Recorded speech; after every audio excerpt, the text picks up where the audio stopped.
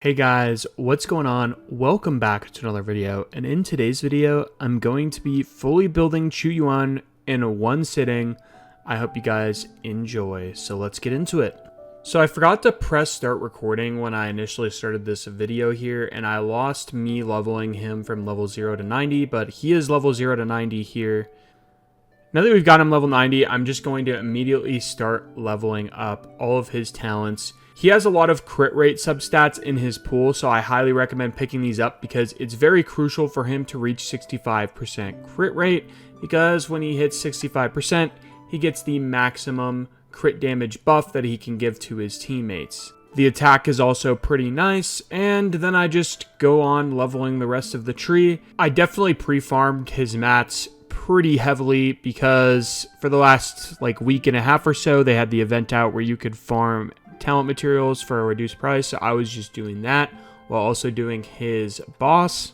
For those wondering, I have him on the weapon Emerald of Genesis, but there are other options for him too. You can use a whole variety of free-to-play weapons.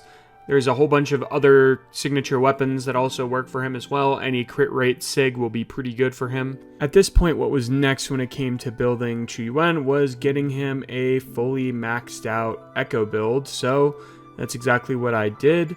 I started out mostly leveling 3-cost Echoes because I had abundance of them from farming the Nightmare Nests. And I ended up getting this piece right here, which ended up pretty good. And this is basically what I use on him now. I'm not going to change it. It's good enough for me. Next up, I had to get a 1-cost Echo on the same set. This one took a big chunk of my tuners away from me. I lost so many tuners from leveling up these 1-cost Echoes. But I managed to get this one right here, and it's not too bad. I will take it, and we'll move on to the other 3 and 1-cost Echoes. And at this point, I realized that I had a really nice 5-for-5 Echo that I could put on Qiuyuan. The only problem with this, though, is that it was being used by Chikona, so what I did is I just made a loadout for Chikona, and then swapped this over to Qiuyuan for the sake of today's video. I also have a semi-decent 3-cost Echo with double crit and ER, and that'll be super useful for Qiuyuan because he needs a lot of ER. Now the only piece left is the 4-cost Echo, and that is going to be the Fenrico boss, and I basically went and farmed that for about an hour. I was only really looking for a double crit on the substats, and I ended up getting 2 of them. One of them was just a 2-for-5 Echo, but I ended up getting this one right here, which was a 3-for-5. The other 2 substats are not necessary, but they can give us a little bit of damage. It's not a whole lot. The final build came out to 71.8 crit rate, 261.8 crit damage. We were a little bit low on the attack with 1,946 and a very solid energy regen of 153.2. As for the weapon, we have him on Emerald of Genesis, so we'll be casting our skill before we use all of our abilities to take advantage of that decent attack buff. This attack buff will allow us to get over 2,000 attack, which means we're sitting at pretty solid stats overall. As for the Echo set, I'm running a 3-piece Law of Harmony and a 2-piece Gust of Welkin. You can mix and match these however you want. You can also run a 5-piece Moonlit Clouds. You can run a 3-piece Law of Harmony, 2-piece Moonlit Clouds. You can run a 3-piece Law of Harmony and a 2-piece any arrow damage set. Anything basically works for this guy. He's pretty flexible when it comes to his Echo sets. So now that we've got him fully built, let's see what he can do in TOA. I'm planning on using 2 different teams, one being the Galbrena Hypercarry team, and then the other being the Phrolova team here with Cantarella, and we'll see how they do. While the gameplay is going, I'm just going to kind of be talking about my thoughts on this character in general. Initially, when they first revealed that he was going to be kind of like a dedicated Echo damage amplification support, I immediately thought that this character was going to be a super restrictive character, that he wasn't going to be able to pair up with a lot of units, but that is definitely not the case.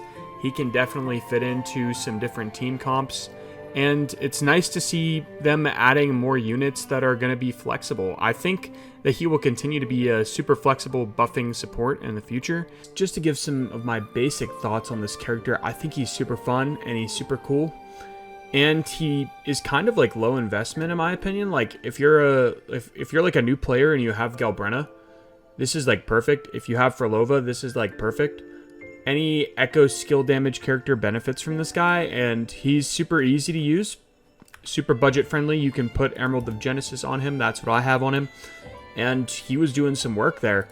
Yeah, he was doing good damage as well, like not bad at all. So in terms of meta value, I'd say he's actually pretty relevant right now. Phrolova's super meta, Galbrena is super meta, so he's also meta.